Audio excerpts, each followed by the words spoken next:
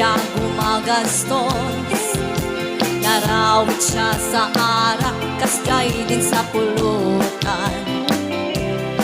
Inot-inot siyang naglilibas, pag si Berto at Imong na lang ang nasa lawisaan.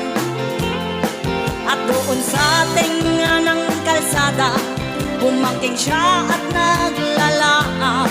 Nagtatango, nagcha-cha-cha, kahit